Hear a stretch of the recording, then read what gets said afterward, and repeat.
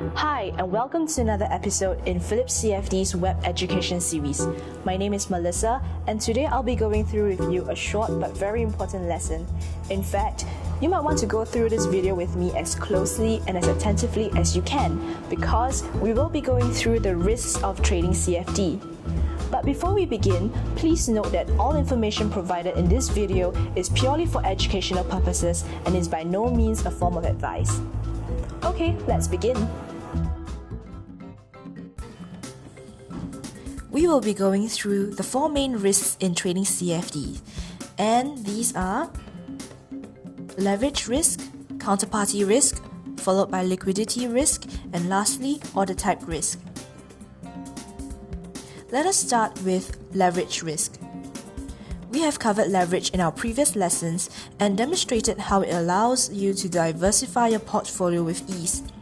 With leverage, if the market moves in our favor, we will still have a great advantage, as this means that we would have a great gain in our portfolios with a small amount of capital. However, the risk of leverage means that the reverse is also true. Should the market move against your favor, you would incur a greater loss, and this can lead to a deficit amount in your account and would require you to top up your accounts to meet the minimum margin requirements or even liquidate your current position so as not to incur any further losses. Let's now move on to counterparty risk. In our previous lessons, we have covered that CFD is an over-the-counter product traded on an off-exchange basis, meaning that it is subjected to a separate regulatory regime. Let us first understand, what does counterparty mean? Let me now try to explain this in simple terms. Imagine that you are in the supermarket purchasing some groceries. Now, in order to buy, someone needs to sell it to you. In this situation, who sells it to you would be the grocer or the supermarket. Hence, the grocer or the supermarket would act as your counterparty in this case.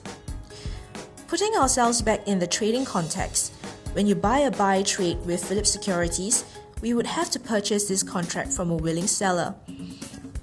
This works both ways, as every willing buyer must be accompanied by a willing seller.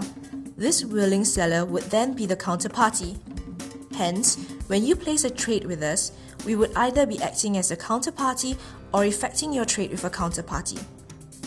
You might then ask, what risks then would you be involved with? Basically, counterparty risk arises when the CFD provider is unable to meet a payment obligation due under a CFD. For example, when you place an initial trade and over a certain period of time, the trade is making a profit. In the event that you want to close the trade, counterparty risk occurs when the counterparty to this transaction is unable to fulfill the request, resulting in you being unable to exit out of your current position.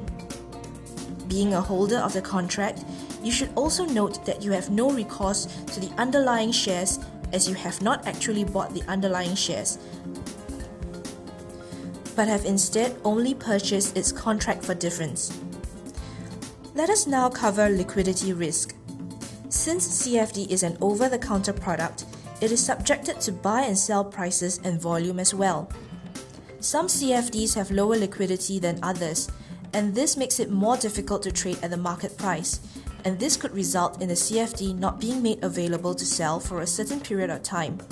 Or if it is being traded, it might not be traded at a fair value. For example, let's say you have bought a CFD, and you are once again earning a profit from it. However, over a period of time, its liquidity reduces, resulting in a lower trading volume of the underlying stock or share. In such a circumstance, you could either sell it at a lower price, which could result in either a lower profit or even a loss.